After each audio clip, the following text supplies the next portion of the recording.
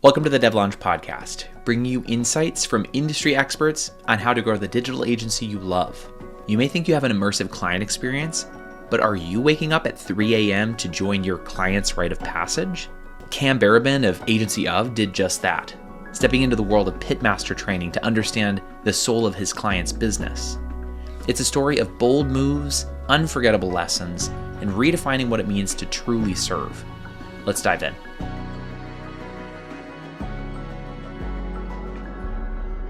Well, hey Cam, thanks so much for hopping on the DevLaunch Podcast. I was quite eager for us to have this particular episode, so I'm excited to have you on. Thank you for having me. I'm excited for the chat too. It's going to be fun. Well, and I remember being back to our kind of initial intake call, and one of the takeaways I had from our time was just how eager you are to learn, right? You're so curious about life, and even what we were talking about before we went live with the show, just saying even just having the conversation, even just having the podcast is a great opportunity for you to even just reflect and to process about the things you've been learning. And I think that's such a unique thing that it's unique to Cam. And I imagine it's probably also pretty unique to your agency as well. Yeah, man. I think, perspective is everything. And the way people are sort of being day to day, how they're showing up in the world just enlightens you to so many different ways of thinking, I think, first and foremost. And as I shared before we started recording, for me, I've convinced myself in some respects that when I have time, doing nothing is totally acceptable. And that's just not the case. So, any opportunity that I have to have conversations like this, to hear your perspectives, to understand how it is that you're sort of working through, whether it be something similar, in our businesses, industry specific, it's just beyond valuable for me. So I'm excited to see where it goes. Yeah, it's great. Well, it's I warned you. I said we've got 6 questions. We typically do 6 questions, but the last few episodes we've gotten through only 1 or 2. So we'll see. And at the time of recording, it is Friday, so this could go anywhere. So. Right, it could go literally anywhere. Well, one of the things I wanted to start with was something that came up in our conversation. We were talking about immersion, client immersion, and client experience. And specifically just the way that you guys approach how you work with the clients that you're working with. You're not just an order taker. You're not just somebody who comes in and just, fills all of the tactical responsibilities. You immerse yourself in with your clients. I think the thing that I'm most curious about to get your perspective on is how do you ensure that your team is gaining a deep understanding of your client's business? Yeah. So, immersion is huge for us in the sense that, I find it impossible in most instances to be able to strategically advise, let's say, any given client who might be part of a particular industry, whether they're a big player or a small player, without really kind of understanding fully what they're bringing to the table, uniquely, right? So, you could have 3 accountancies come to your front door and all of them just say they essentially provide the same service, but what is the expected impact that they're looking to have on the business or via their services in terms of eliminating, the negative impact of the problems they're attempting to solve? And for us, there's no better way to understand what problems, a business or a brand thinks they're solving than by being in the business as often as really we're allowed to be. So some clients aren't comfortable with that on day one. Some are fine with us shadowing and literally working the register if it's a possibility just to get that customer interaction. But it's imperative for us to truly understand how it is they're being different in their business that creates that sort of unique opportunity for us to message around, hey, we may be one of 3 accountancies, in the 5-mile radius of our office, but we're doing this for a very specific purpose. Mm-hmm. And we want to show you what that looks like. And as a marketing or, brand development, even technology with software engineering, we have to create things that fully reflect that unique advantage that they sort of bring to the table. Yeah. And you kind of touched on this already, but the unique thing, what you guys are doing at Agency of, it does kind of center around that, the being able to speak to the uniques of your clients. Would you mind just really briefly giving us a background, what is Agency of? What are you guys primarily focused on, and who do you usually work with? Yep. So Agency of is, I would say, from a creative perspective, very much immersed in brand. So There's the design all the way through strategic creative planning. We do, a great example, Jack Stack Barbecue is one of our clients. We do pretty much everything for, their consumer facing experience. And, that's multifaceted in the sense that it could be social, it could be email, it could be paid media, the website, all those different types of things. On the other side of that coin is, the software engineering and development side, which you and I have had previous conversations about. Not a lot of people are coming to creative agencies looking for software engineering as a service.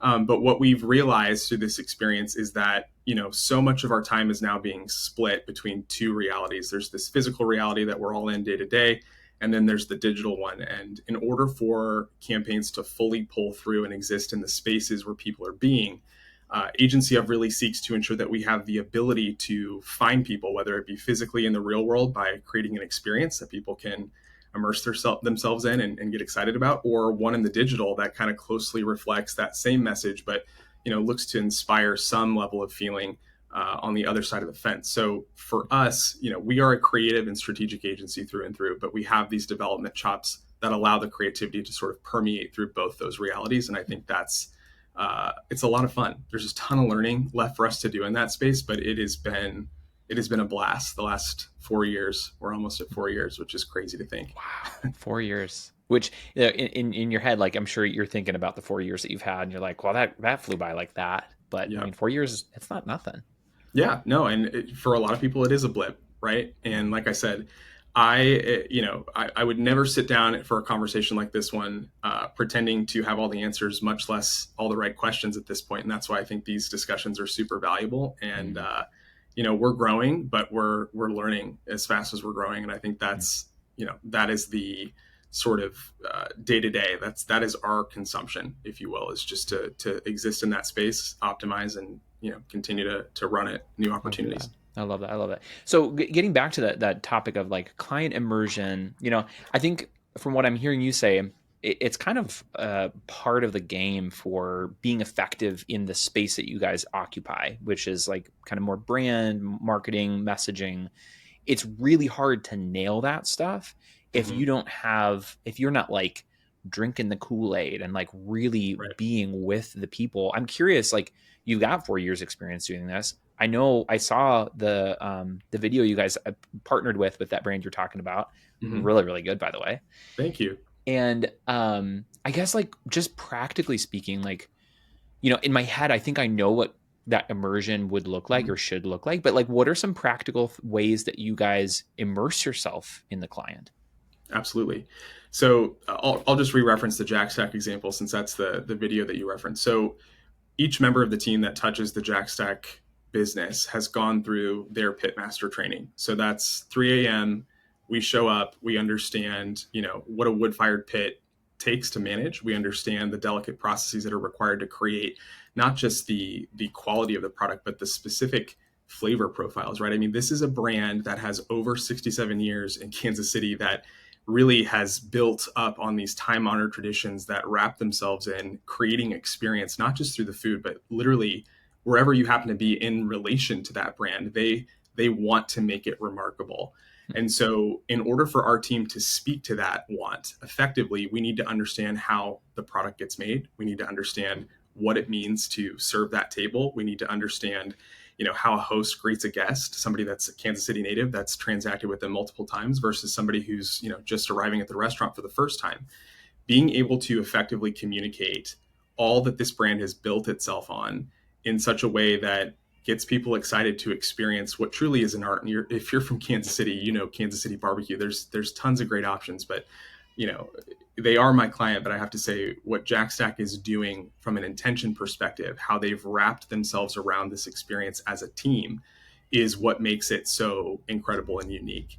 So that's one example of what immersion sort of looks like for us as we start to develop, well, what does the language around remarkable need to sound like in email or in social or in, brand or menu innovation, those types of things. I think second to that, let's say it's a CPG or a retail product, right?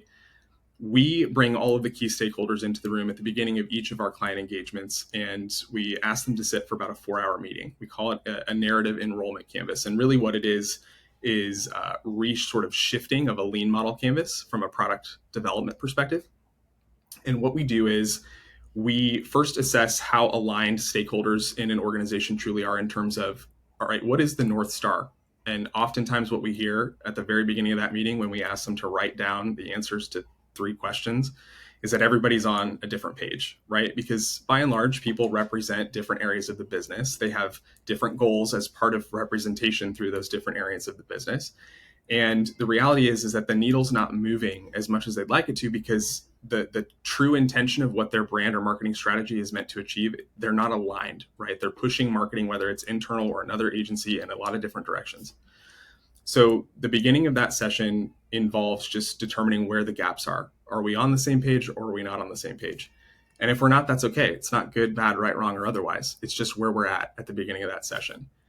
As we go through our narrative canvas, we look to identify, kind of like what I mentioned earlier, what are the problems that are negatively impacting your audience, right? What are the ways in which the thing that they've identified, because from our perspective, a problem is kind of a cop-out. It just generally addresses something at a high level. But let's say, for example, the problem is, and I've reached out to you for this service. I would like to have a better understanding of the real-time metrics, the financial metrics in my business. So the problem is that it doesn't help me forecast as much. But the actual subtext of that problem is that it impacts me. I'm anxious about it. Like, I want to be able to answer questions with a lot more confidence that I can't currently answer now. It makes me, hesitant to take on new risks because I don't have a full understanding of exactly what it is that moving the needle in a really meaningful way would do for me, because I just don't have access to the data readily available in the way that I would like to. So there's hundreds of things that you can stack up underneath the problem of, well, my financial metrics aren't as accessible as I'd like them to be. And we get to the root of that. And oftentimes, if you think about it spread across, businesses, somebody who's in HR, for example, might say that turnover is an issue, but the reality is that they're staying up, late at night trying to figure out how to recruit more people, or they're not able to make it to their kid's soccer game because they're having, the 10th or 11th meeting with somebody who's unhappy at work. Figuring out how the problems are impacting either the consumer or the business, and then really addressing our narrative solution around the real world experience, the negative impact, is 100% the fastest way to draw closer connections between the brand and the people they expect to serve.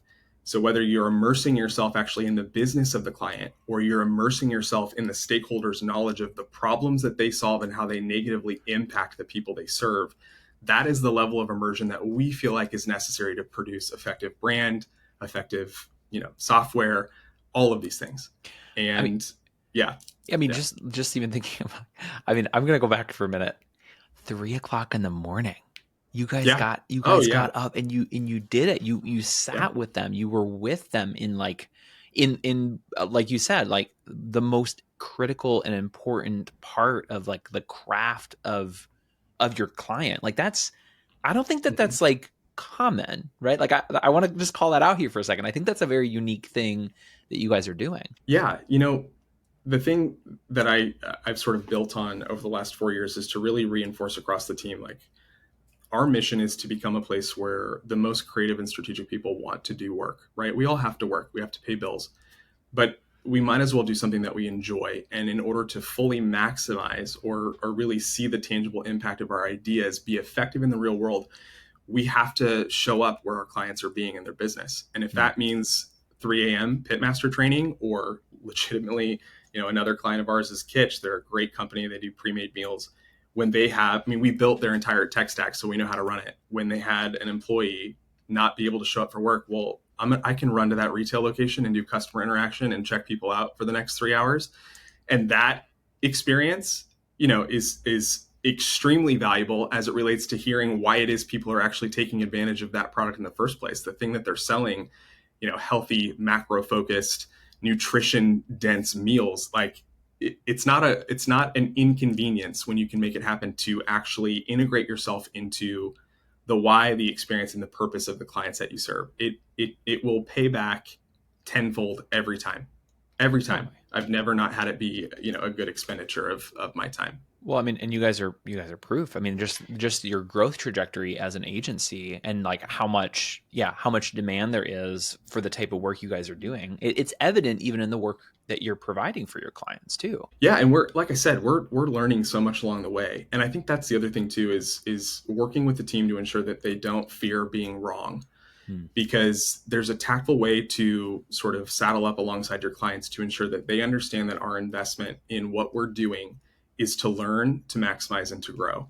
We Hmm. never walk into the room saying that this is exactly what you need to do in order to generate these results.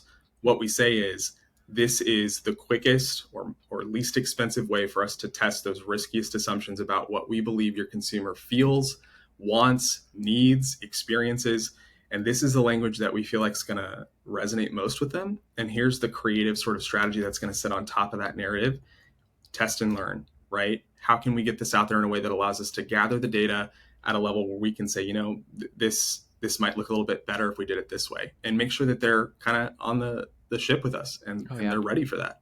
Well, when you're talking about like again the immersion, the client immersion that you guys undertake, and just like the dividends that pays. One of the things that's also reminding me of is I remember having a conversation with one of my clients where, um, I like to ask my clients, I'm like, okay, well, why did you buy from me? Like, what was it Mhm. about what we were offering?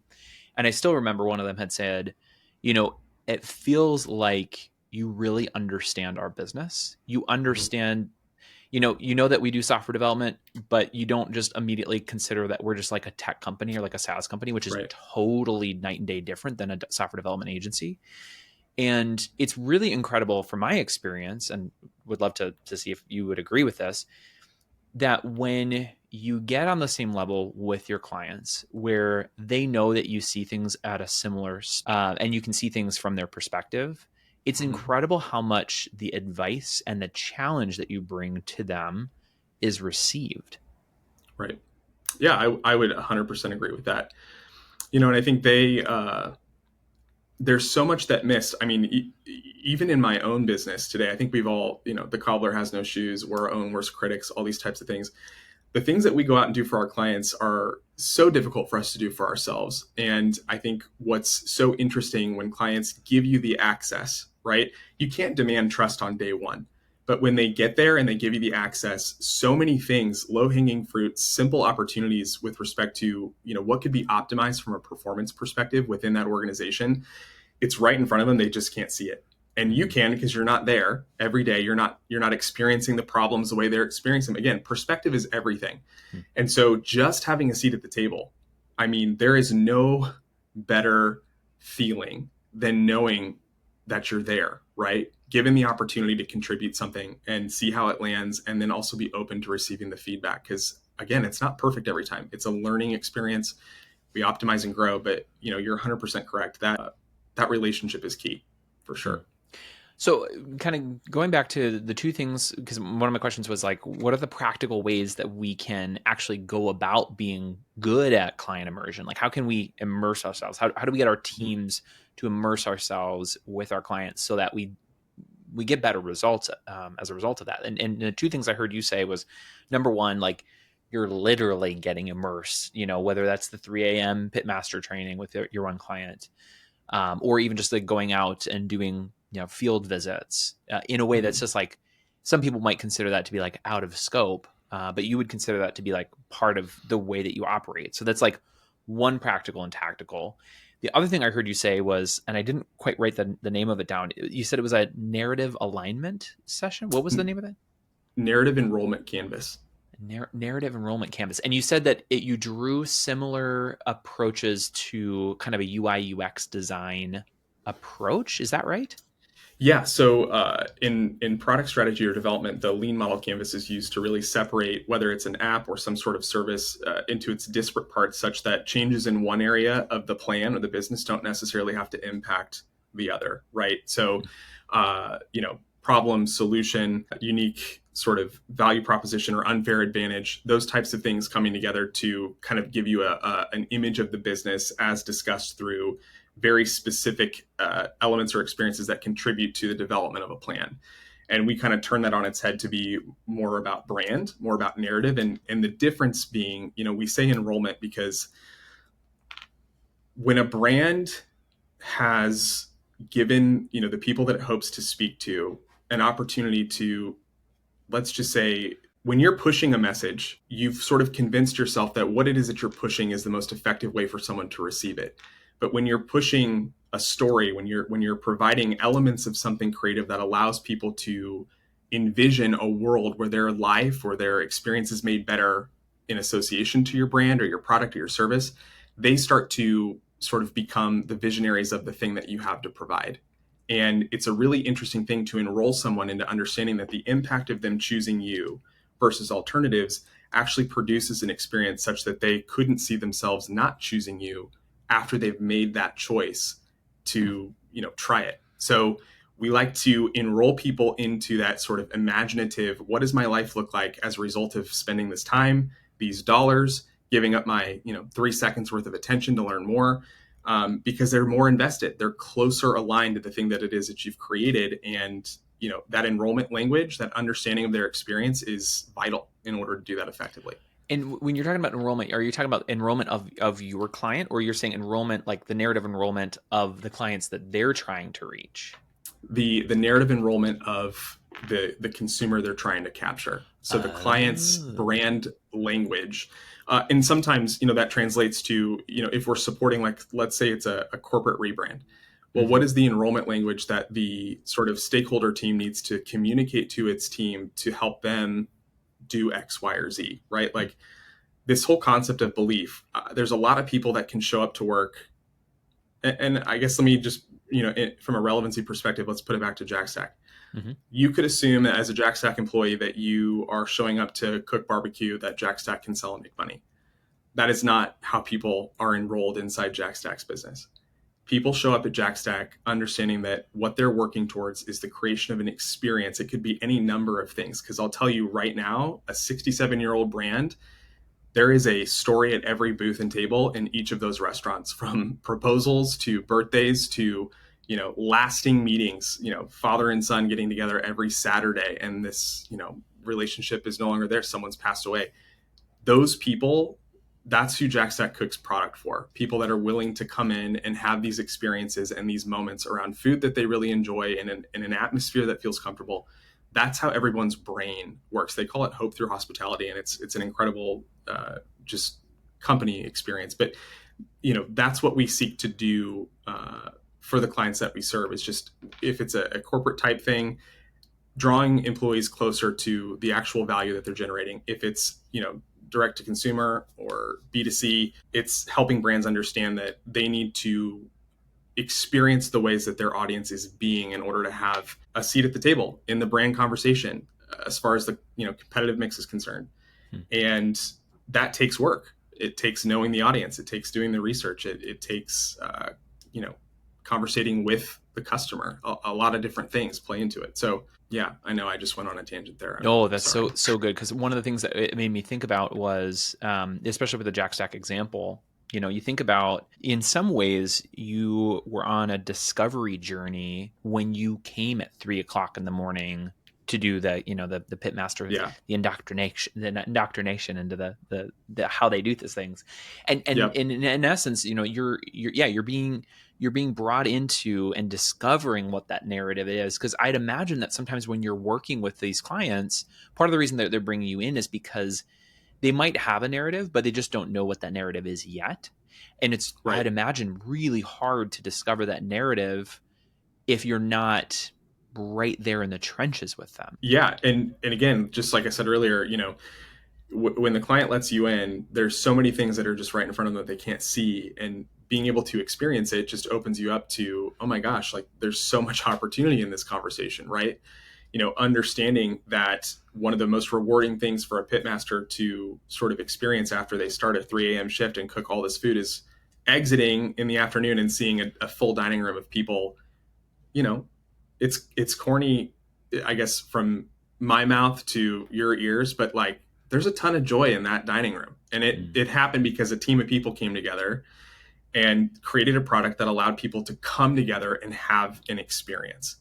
And that's a different kind of investment, right? It's not, let's cook this amount of product every day because this is the quota and this is what our projected volume is going to be. It's we have this many experiences to serve this afternoon, this evening, and we're going to make it as best as we possibly can, because now more than ever, like I said, just having a seat at the table is such a gift, in the sense that there's no better validation. I mean, even if one person wants to sit and listen to you or take advantage of what it is that you have to offer, you better do everything you can to figure out why that one person wanted to do it with you. Because at the end of the day, like, as a business owner, completely at a loss to understand how I've come to deserve the experience that I'm in now. If it doesn't change ever, like, this has been a blast to sort of do, and to see that there are clients who want to work with us.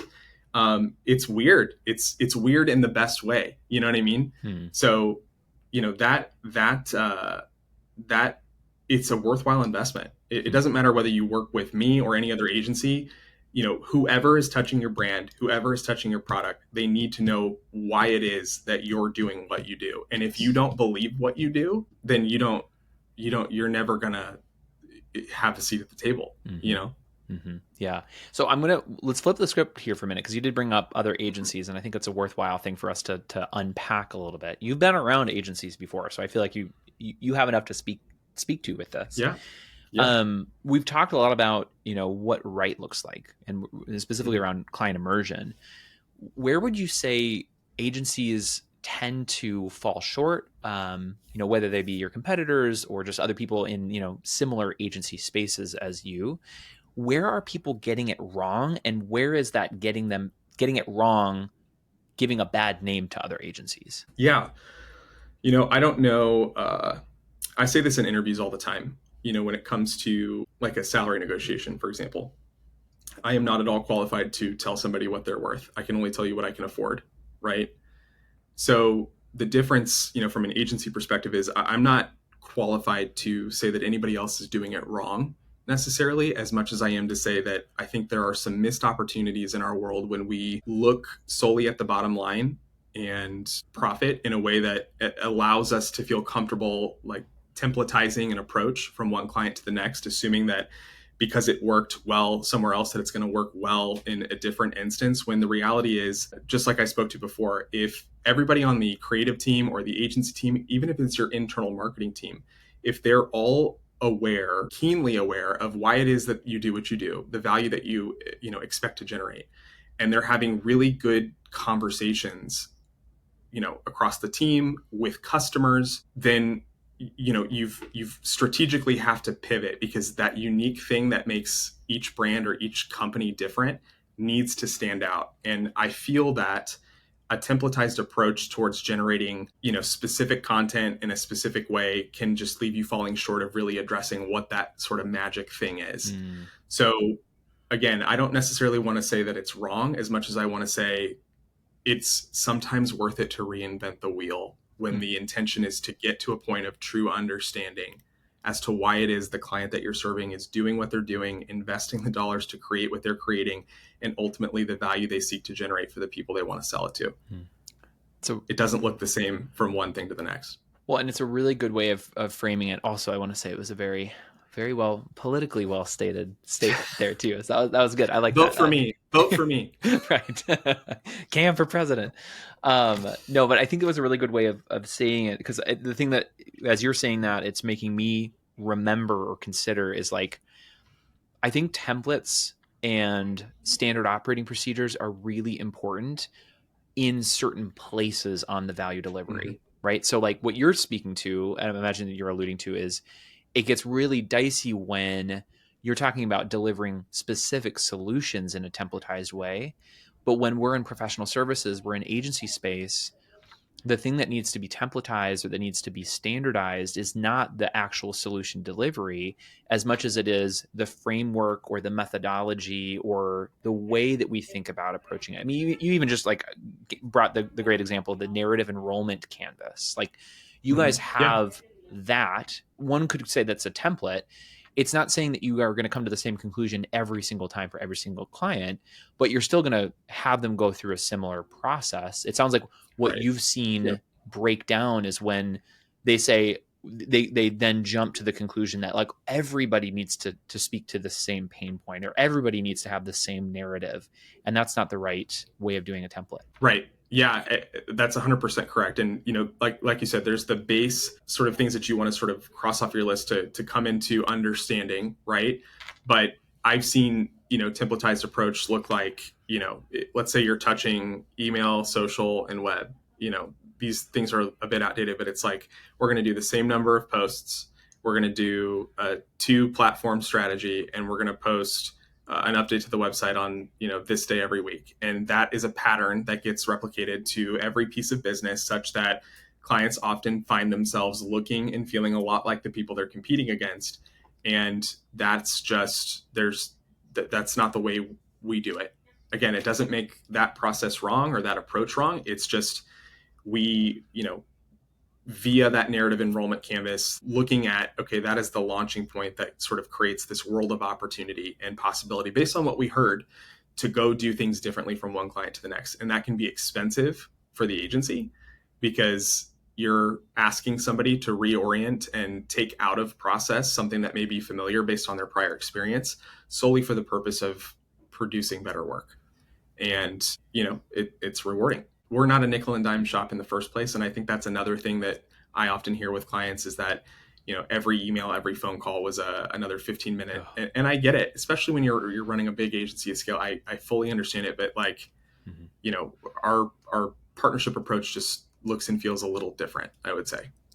Yeah. And arguably, like, that is where boutique agencies shine, is they can have a more personalized approach in a way that doesn't. I lost you there for a second. Are we back? You still there? Yep, I'm here. Okay, I can hear you now. Perfect. Yeah, occasionally we'll have, and I marked it here, and for the transcript, we're going to cut here. Are we in sync again? Yeah, I can hear you now. Yep. Okay, perfect. But what we were talking about, though, is, hold on, let me regain my thoughts. Remind me again what we're... I totally got Templates are good related to the solution set, but actually implementing the solution, it's a different story. Yes. Oh, shoot. There was something that was like, that you'd said that made me think of something else that was like, oh, this would be a really, really good question or point to make. I think I said something about nickel and dime. Nickel and diming. Yeah. That's what it was. I have a video editor help me edit these now, so I'll have to make sure that he knows. So that with what you said about the nickel and diming, man, it's one of the ways that I see boutique agencies really shine, is the fact that you can take a much more personalized approach compared to when you're a huge shop. Like, it's all about the numbers. It's all about, like, how do we make sure that our metrics are staying in line? Mm-hmm. And you don't always have that, personalized, customized approach. So I hear that 100%. One thing I'm really curious to dive a little further into, Cam, is you're talking about, the approach you guys take with the narrative enrollment canvas.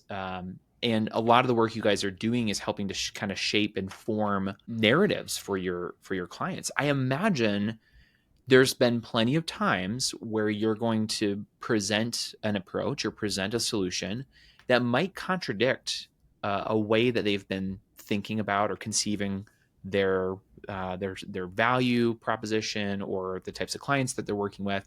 And that's going to cause some friction and maybe some challenges. And so I guess my question to you would be, when you guys encounter that resistance from clients who are kind of hesitant to embrace those bold ideas, how are you going about navigating those conversations to maintain the trust and confidence while still pushing the envelope? Yeah. So it was a little choppy there at the end, so let me know if you're not able to hear me, but I think I kind of got the gist of what you were saying. So when it comes to those narratives, I think I have a good example. So we work with a skincare company that leverages hypochlorous acid as their active ingredient. So it's a naturally occurring molecule in the human body that has this crazy efficacy with respect to disinfection or, cleansing your skin, all these types of things. So there's some similars in the marketplace, albeit this one was the first and only USDA certified organic variant of this sort of cleansing spray. And our sort of campaign tagline was "Take an acid trip for your skin." And I would say it was a largely conservative client base, and they were very afraid of what this sort of meant with respect to the cross section of drug culture and actual active ingredient for a product that's intended to, make your skin healthier. So our positioning in that was, obviously, we understand why that feels a little weird, but at the same time, we're in an attention economy, right? So people hear the word acid, it's the active ingredient, and not everybody is up to speed with, hyaluronic acid as an example as being something really good for your skin as far as hydration and all this other stuff. So how do we take acid and turn it into something that captures people's attention and then give them all of the story as far as the features and the benefits? And that was a really rough, their value structure was wrapped up in it, their belief system was wrapped up in it. And at the end of the day, they allowed us to move forward, understanding that our intention was not to necessarily promote this sort of illicit drug culture experience as much as it was to ensure that by capturing people's attention in this way, right, we are actually giving them access to an opportunity to treat or take care of their skin via a product that they believe in, that they wouldn't get to experience the benefit with alternatives without. So their understanding became, well, if we use this sort of initial tagline to represent the launch of our product in this campaign, the goal is to expose people to something that could actually, and you talk about acne sufferers, people with dry skin that really struggle with confidence. They don't feel like anything works for them. We're using it as a means to deliver the most value because we believe that our product is the product that will deliver them the results that they've been seeking for so long. So we're okay using this in the attention economy to deliver as much possible value as we can. And they allowed us to move forward. In other instances, clients that are completely resistant to change or to approaching things a little bit differently, we kind of try things out. We see what the data looks like based on what their preferences are. And then we sort of nudge to make subtle changes that move them in a direction that gets them a little bit more uncomfortable. And if we just can't get a client to get to that place, then we're probably not the agency for them in the first place. And that's not to say what they're doing is bad, again, or wrong. It's what we believe to be most effective with respect to how we generate results on their behalf and the sort of measurement expectations that we're sort of owning up to. We believe that there's a way to get there, and we don't want to waste anyone's time if they're not open to getting there. You know what I mean? Mm-hmm. So we learned that pretty early on. You kind of get that, you kind of get a vibe for what the client's going to be open to through these strategic engagements. And even still, if the decision is to not move forward, we're going to give them a ton of value in what we do in the upfront portion to ensure that they understand, again, from an enrollment perspective, they know how to speak to the problems and the negative impact of the problems their customers experience and how they ought to represent their solution in a way that starts that creative process in their sort of customer's mind so they can imagine a future where their life is made better by association to their product or service. I am going to try to refresh real quick because I'm having a lot of internet issues. I usually never have internet issues. I have gigabit Ethernet. I'm going to see if maybe swapping out my internet will address this. So give me 1 second. Awesome. No, you're good. Hey, Cameron. We're back. I hope we're back. I'm not really sure if this is going to work. I don't know why. I've never had this issue before where my internet is the problem because I've got strong internet here. It's funny because if you talk to anybody that knows me really well, if it's going to happen, it's going to happen to me.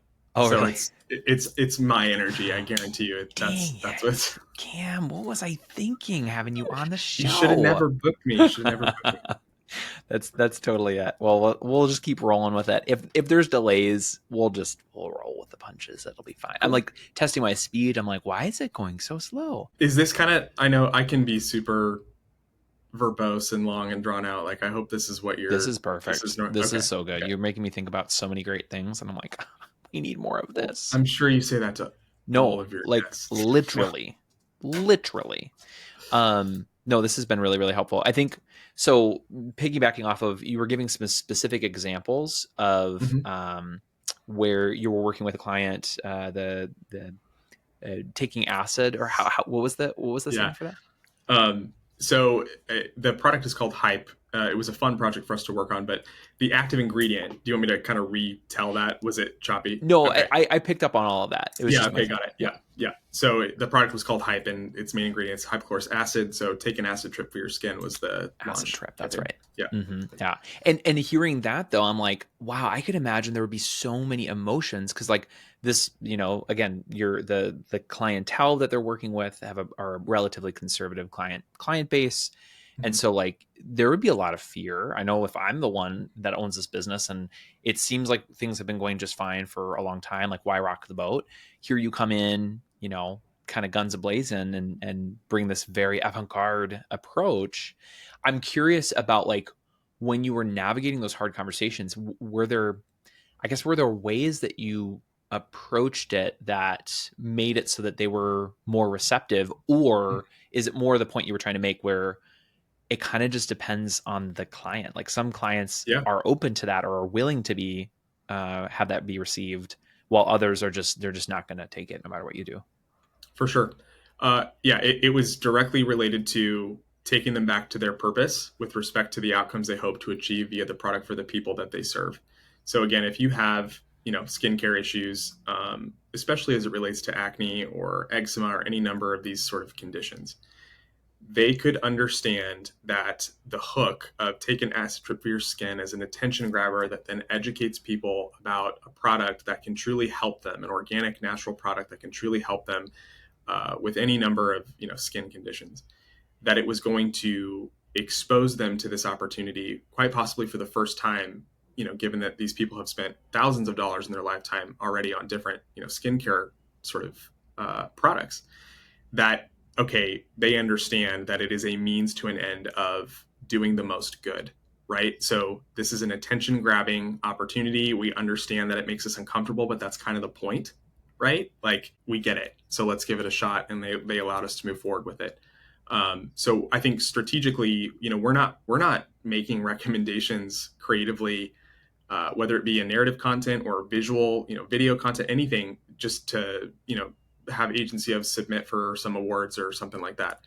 We are relating all of these recommendations right back to the value. So that is that part of immersion that allows us to fully just represent who they are and why they're doing the work that they're doing and why they would spend money with us in the first place.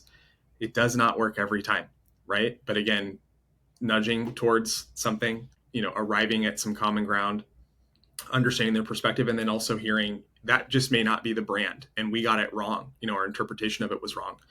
I said sometimes, the client relationships, they may not be the best fit for us as an agency, only in instances where we feel like what we're recommending is truly benign at a level that will drive results and is worth testing, and not a complete and total, departure from, their moral compass, if you will. Like that's a totally different thing. But yeah, just keeping it centered around the why is probably the best thing that I've seen work to help clients kind of get over the hump of feeling uncomfortable. Well, and I imagine that when you are just approaching it from the standpoint of this is my opinion, there's always Mm-hmm. going to probably going to be more resistance. But the second you come to the same side of the table as them, and you say, "Look, this is actually coming from the exact same place and purpose that you've expressed in your values and your why," I imagine Mm-hmm. that that's the way that you grease the wheels with those harder conversations, especially around messaging. 100%, because you're speaking their language. And again, like that's the value of immersion. And it's not necessarily just what they put on the poster that's in their break room that says, here's what our mission, vision and values are. It's what, Gary on the manufacturing line believes and has told everyone around him, this is why we do what we do. And relating, strategically the creative approach to Gary, as opposed to look at what we want people to believe about us versus here's what we actually believe about us, makes it really hard for them. It's kind of disarming in a way, but in a way that opens you up to the greatest amount of possibility. Because in that moment, when clients decide to do something that takes them off sort of what their well-defined or pre-lit track looks like in their own minds, that space of getting uncomfortable and helping them understand what the opportunity looks like as a result is an exciting place for them to be in. And oftentimes they don't find themselves there often enough. Hmm. So giving them the push and letting them know that we are, handling with great care and consideration the actual belief system that makes possible the thing that they sell or the thing that they do, it just feels more natural. So what I want to do, because you have such a varied and unique background and experience, because you've worked also kind of closely with more of software development side of the house as well. I'd love to see if there's a way to kind of bridge the gap, right? Because I imagine somebody might be listening to this episode. They might be saying, well, that's all well and good. Like, of course, he's a branding guy. He's a messaging guy. Of course, like those are going to be the things that are top of mind for him. And client immersion makes sense because that's necessary for the type of work he does. My hunch is that client immersion and the way that you approach your clients is applicable for any agency, not just branding and messaging agencies. Would you be able to help us explore and maybe bridge that gap as to why client immersion in the way you're talking about it might be necessary or should be central to, like, say, like a software development agency or something of a more technical agency background? Yeah. So I kind of spoke to the sort of two realities we find ourselves in day to day, that physical reality and then that digital one. So if you're a software development agency and you're working on a product, and every product has a story, right? It's the intended use of, being able to impact people in this way to deliver this value such that people use it. You will never truly understand what it is that people are getting out of the thing that you're building unless you put yourself in the shoes of the person who's going to use it, which is not a novel concept. We do user testing in product all the time, right? Oftentimes in user testing, especially when you're working for, a client who's having you build something on their behalf, it's interesting to hear the client's wants and needs and know that there's a difference of opinion between what the client wants and needs and believes and what the user actually wants, needs, and believes. So in order for you to draw closer or consistent parallels between the client's mindset, it's their dollar, they're paying for it, and also having done the research to understand what the user wants, because it's also their dollar long term, immersion with the client just gives you better opportunity for the conversations like the one I referenced with a tagline. If you understand why the client is pushing so hard for this feature set, and you get the thing that they're working so hard to communicate, but maybe they're doing a little bit too much trying instead of actual doing, you find yourself in a position to speak effectively from their point of view to help encourage them to make decisions that actually draw the user closer to their wants and needs versus the company or the client's specific wants and needs. As an example, there's a number of different things. So, beyond user testing, almost kind of stress testing the environment of the client that you serve is going to do you wonders for building product. Because again, you can speak from the same source of truth that the client is coming at you with and have really productive conversations that move them to a place of greater success based on your experience and ultimately the shared sort of value you hope to generate as a result of having made that investment of time in the relationship, the immersion of their business. And piggybacking off of that, I'd say probably taking the client immersion experience, like making that about what you do as a software development agency, is what's going to elevate you from being a software developer to being a product person, right? Because like that's kind of the chasm, is somebody who is a very excellent software developer. Like there's a need for that, there's a market for that. Don't get me wrong, but when you immerse yourself not only in the client's business, but also, like you're saying, really understanding the end user of the thing you're building, you've now elevated yourself out of just being a software developer to being really a product person.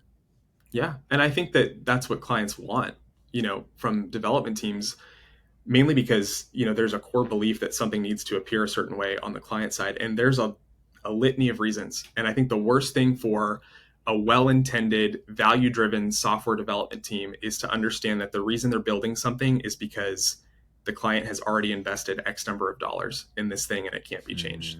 When you know in your heart, in your soul, in your gut that what you're spending time building is not the thing that people want most based out of conversations you've had, experiences that you've witnessed, et cetera, are you just going to take the money because it's what the client wants to do? Or are you really going to sit down and have that direct conversation to say, whatever you feel like the expenditure loss is from this prior 3 months before we came into the equation was, the way we're looking at it long term, you're going to lose a lot more not capitalizing on the true opportunity that sits in front of you via this product that you've created.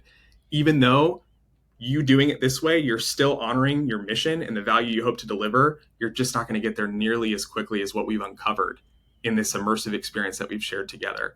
And I want to be very transparent about that, because who does it fall back to at the end of the day if it doesn't work out well? Yeah, totally. And like that right there, that's the bridge we're talking about, right? So you're giving the example of that hard situation, the hard conversation you had to have with the one client who was hesitant about the whole acid trip for your skin. It was very, pushing the envelope. The equal, or like the equivalent on the software development side, would be having the hard conversation about, I understand that you have a lot of what feels like a sunk cost into this thing you've started, this monstrosity you've started to create. Yeah. But it's not actually what we're seeing your end users would benefit from, or what they want to use it for. And being able to have those types of conversations in a way where you're on the same type of the side of the table with them, I think that's gonna set you apart from many other dev agencies that are out there. Well, and I think, there's so much work to be had across the board. And I think that, again, I am not signing up for this conversation saying that I have this, this sage-like advice to communicate. But I think at the end of the day, especially as we have all of these innovations that are coming as a result of AI and all these automations that are occurring, and people's perception about what's actually possible through these tools, it sort of cheapens the hard work that goes into building a fully sort of fledged product at the end of the day, because they assume that you can just, write an AI prompt and your product's done. Well, it doesn't work like that. It's not that easy, at least not yet anyway. But I think more and more a valuable commodity is just the ability to connect human to human, person to person, having been tasked with the responsibility of bringing something to market or innovating it in a different way, expanding the value proposition, knowing that, we're on the same boat. And again, trust is earned. You can't just demand that on day one. But I'll tell you that, it's almost, I don't know, it's almost unfair when you can actually connect with a client in a way where they hear you and they're willing to sort of fully immerse themselves in whatever it is that you have to say first, before just mandating, like, we're doing this. And then wherever you are as a development team, an individual developer, it's like, okay, well, now I need to assess where I want to come at this from, right? Because I want to do what's best for you. I want to do what's best for your users. It's, you can't bill for that time always. I mean, sometimes that's a whole afternoon just sitting in the office in front of a whiteboard. It is what it is. Yeah. Well, we're coming to the top of the hour here, and I want to just give you one last opportunity. We've talked a lot about client immersion. We've immersed ourselves in client immersion, and just the benefit that comes with that, and the why behind why this is so important. If you were to give some parting words of wisdom, you're talking to another digital agency owner, and maybe this is the first time that they're really considering client immersion, client experience in how they shape and form their digital agency. I guess what would be some like tangible steps you would convey to them? Like, what would be that baby step that they should take today or tomorrow in their digital agency to really move the needle towards a more immersive client experience? I would say, these teams should ask themselves the question, what are you willing to give up now to maximize your returns later? Because investment is a two-way street. These clients will invest in you with their dollars. What is your investment in the client beyond the expertise that you have to sell? And I know that we all have to make money. We have to get paid. But like I said, you can't bill for every one of these hours. To get to the level that is truly going to see you succeeding through your understanding, the core understanding of what this client does, why they do it, how they do it, it's only going to pay itself back on down the road as you continue to mature that relationship. So know what you're willing to give up on day one with respect to really behaving like a partner who's interested in wanting to know the information that will make you successful long term.